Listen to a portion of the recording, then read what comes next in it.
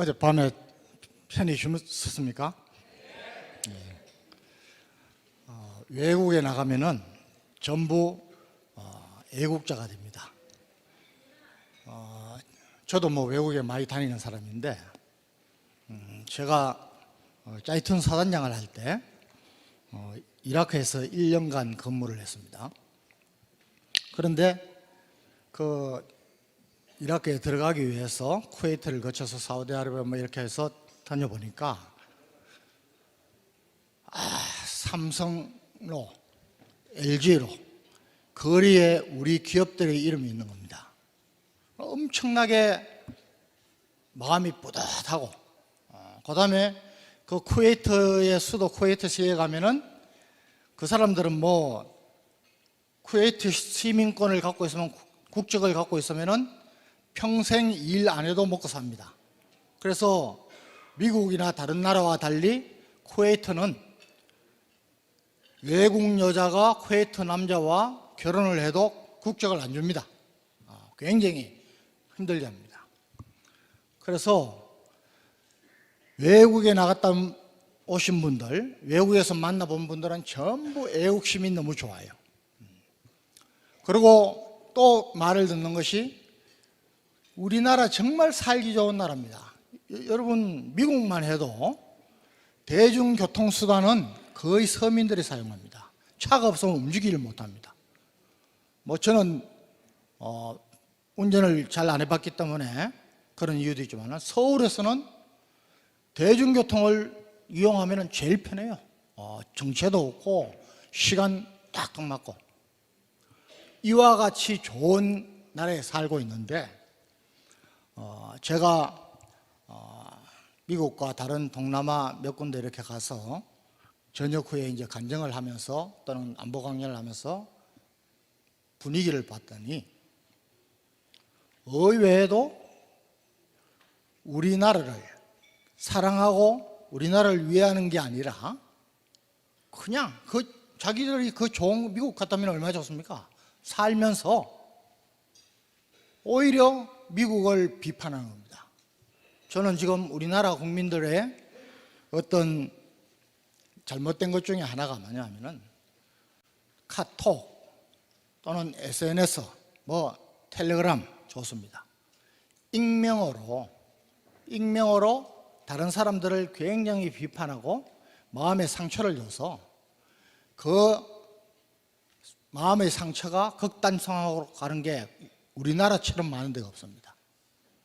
그래서 저희들은, 특히 믿는 사람들은 말을 조심해야 되고 절대 다른 사람들한테 상처를 주면 안 됩니다. 아름다운 말을 해야 됩니다. 우리 뒤에 또 제 뒤에 김학성 교수님이 하실 말씀이 많기 때문에 저는 간단하게 여러분들한테 우리나라의 군사력에 대해서, 군사력 유지에 대해서 이번에 윤 대통령께서 미국 갔어서 핵 관련해서 사실은 너무나 큰 성과를 얻고 왔는데, 빵 셔틀 외견이, 굴종 외견이, 우리 또 다른 당에서는 또 깎아내리는 겁니다. 여기에 대해서 잠깐만 말씀을 드리겠습니다. 자, 여러분 중에는 외국에 오래 살고 계신 분들도 있습니다. 자, 우리나라하고 북한이 지금 전쟁이 일어났습니다. 싸우면 우리가 질 수도 있다. 한번 손 들어 보십시오. 예, 싸워봐야 한다. 예, 무조건 이긴다. 예, 제가 더 설명할 필요가 없습니다. 자, 여러분, 세계 큰 전쟁이 일어날 때마다 전쟁 양상이 달라집니다. 1차 세계대전 때는 주 무기가 뭐냐면 기관총이었습니다. 기관총. 그래서 1차 세계대전의 특징은 참호전입니다. 참호를 파고 거기서 서로 하고 싸우다가 결정적인 기회를 잡으면 공격해서 조금 더 전진하고. 그런데 1차 세계대전 끝날 무렵에 전투기가 나타났습니다. 공중전이 시작된 겁니다. 그리고 2차 세계대전 초반, 그 다음에 특히 후반으로 오면서 태평양 전쟁에 와서는 전쟁의 주력이 공군으로 변합니다. 그래서 지금은 공군력의 우세가 없으면 전쟁을 일으킬 수가 없습니다. 자, 최근에 이라크 전쟁, 대테러 전쟁, 미군들이 전쟁을 하면은 들어가기 전에 한 3개월간 때립니다. 주로 뭐로 때립니까? 미사일하고 공군기가 가서 초토화 시켜놓고 그 다음에 육군 또는 해병대가 그냥 정리하러 들어갑니다. 우리나라도 마찬가지입니다. 완전히 바뀌었습니다. 6.25 때처럼 우리가 앞에 적을 다 죽이고 올라가고 하는 거 아닙니다. 여러분, 국가가 힘을 발휘하려면 인구도 굉장히 중요한 요소 중에 하나입니다. 여러분, 최근에 한 20년 전까지도 중국이 언젠가는 미국을 제치고 1위의 패권 국가로 올라설 것이다. 미래학자들, 역사학자들이 이렇게 전망을 했습니다. 그런데 지금은 최근에 한 10년 전, 아니 한 5년 전부터는 아니다. 중국은 미국을 절대로 따라잡지 못한다. 그 이유가 뭘까요? 결정적인 이유가? 인구입니다, 인구. 지금 중국하고 인도가 약 14억 인구입니다. 아직까지는 중국이 조금 많습니다. 그런데 몇 년 지나면은 인도가 1위 국가로 올라오고 중국이 우리가 안고 있는 인구에 대한 걱정처럼 중국은 자꾸 인구가, 여러분, 워낙 인구가 많으니까 세금을 내서 그 사람들을 다 하기에는 너무 어려운 겁니다. 그래서 중국 정부가 1인 1자녀 운동을 했습니다.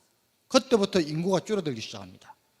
2030년대, 50년대 가면은 중국은 굉장히 인구가 떨어집니다. 반면에 미국은 인구가 계속 늘어나고 있습니다. 왜 그렇습니까? 이민.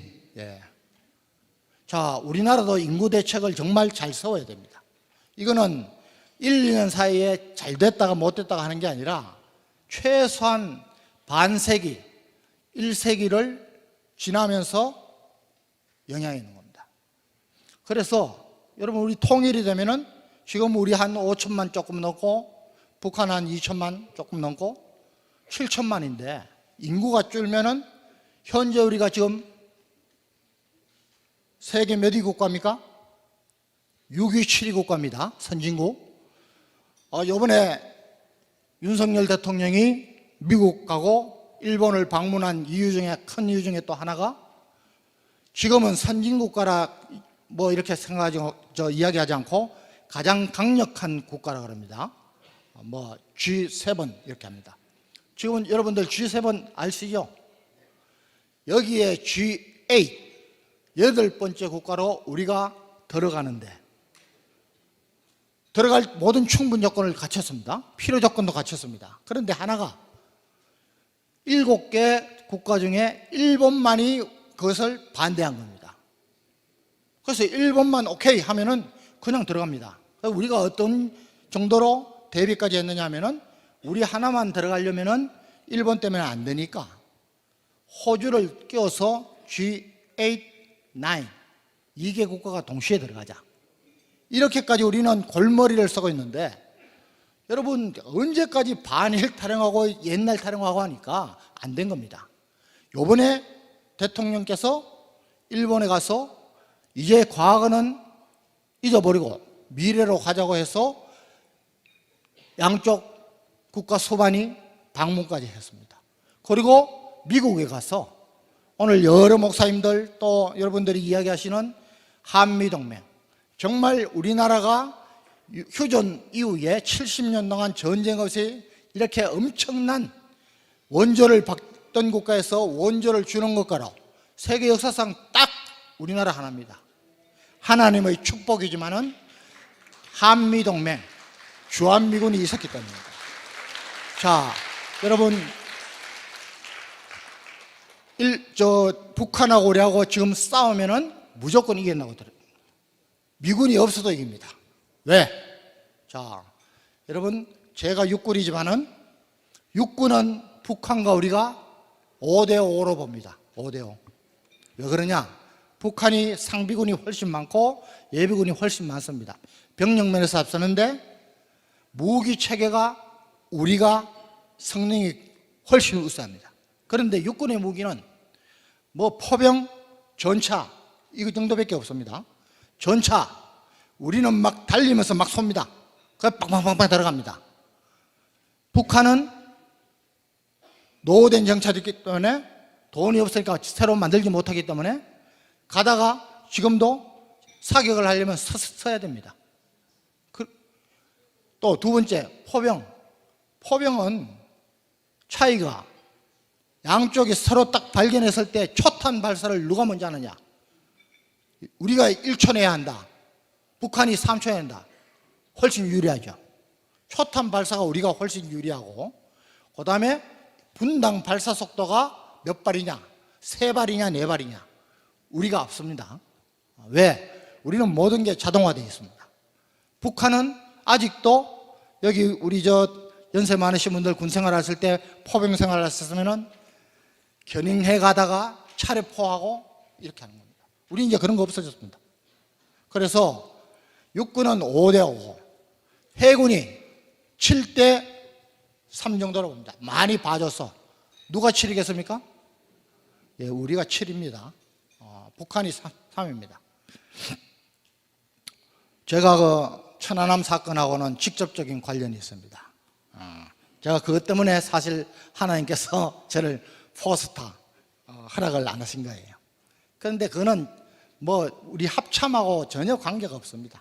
제가 그때 합참 작전본부장을 했는데 그 해군, 멍청한 해군이 제 할 일 안 하다가 그냥 당한 거예요.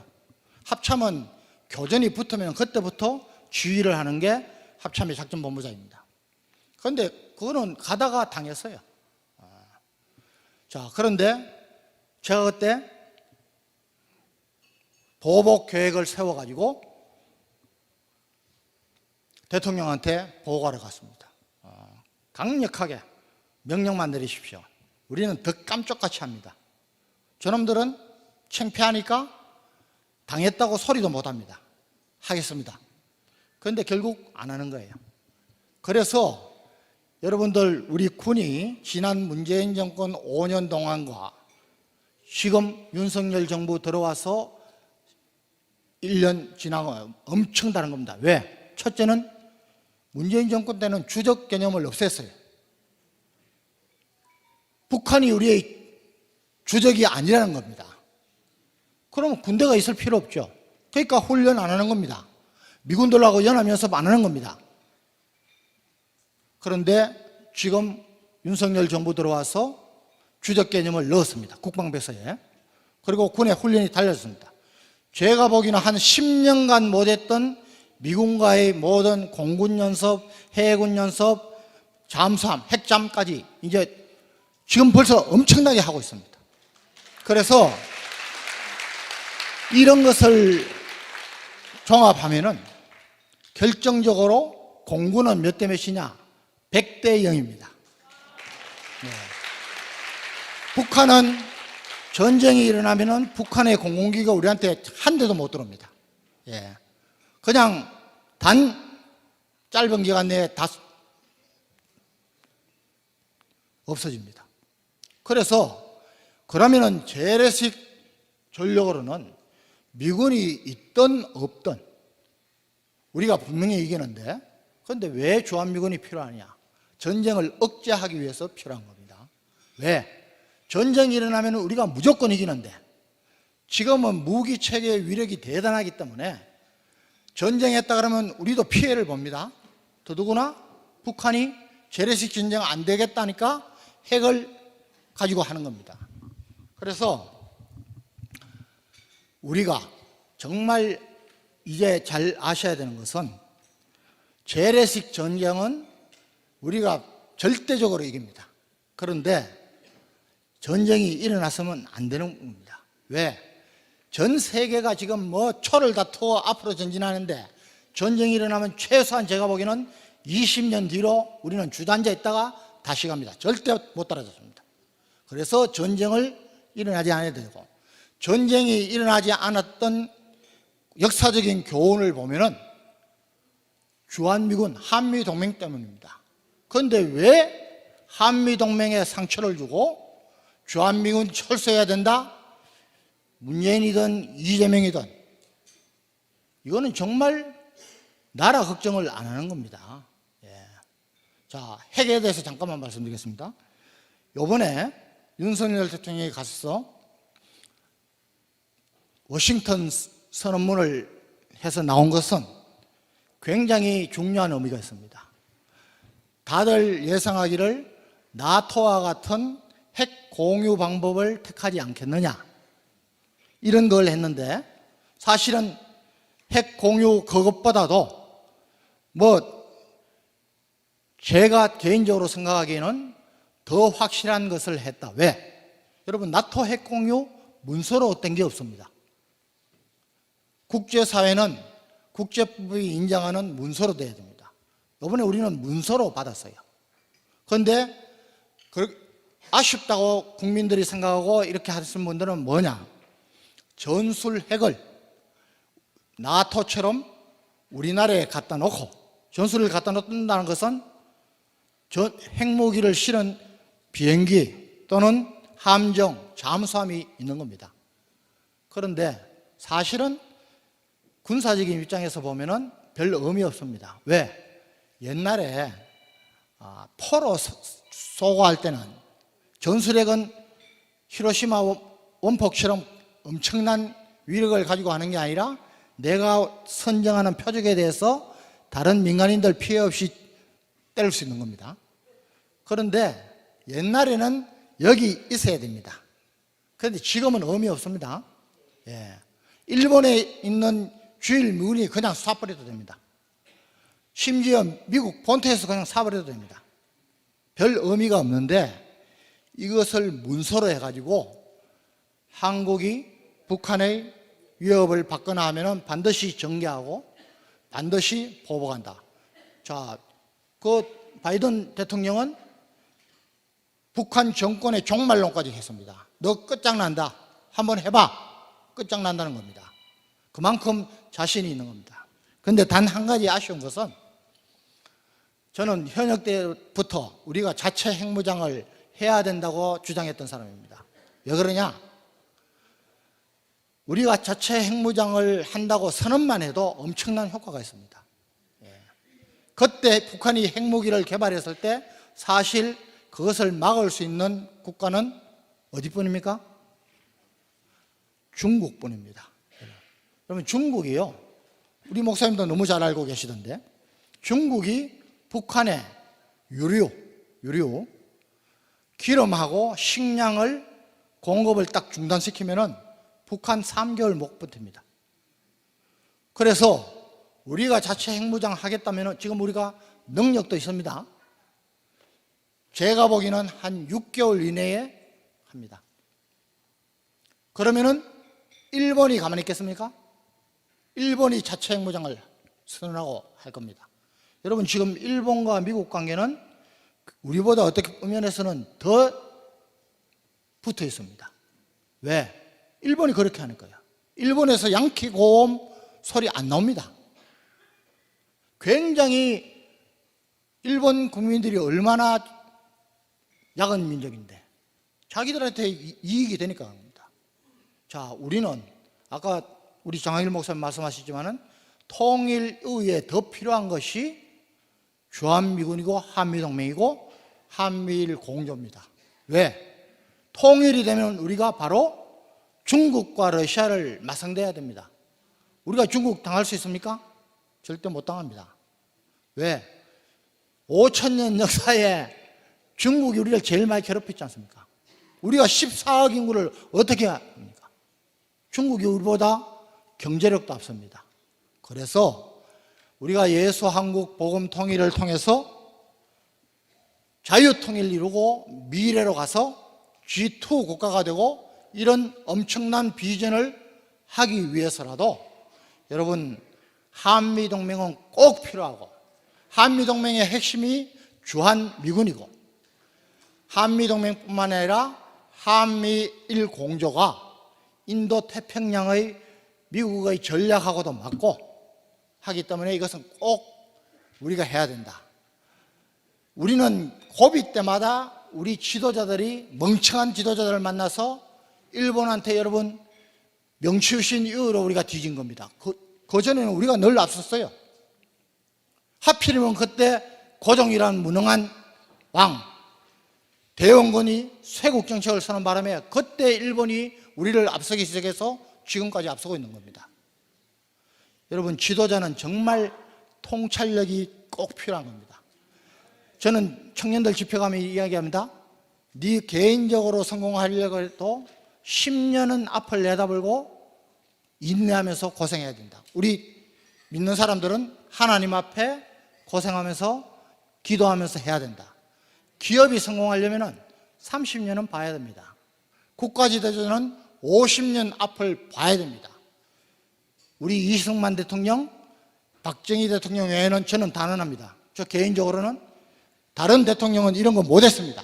5년도 못 뽑았다고. 지금 우리가 하고 있는 예수한국 복음통일은 바로 이 통찰력을 기도로서 가진 선지자로서 외치시고 계시는 전 목사님을 도와서 하는 겁니다.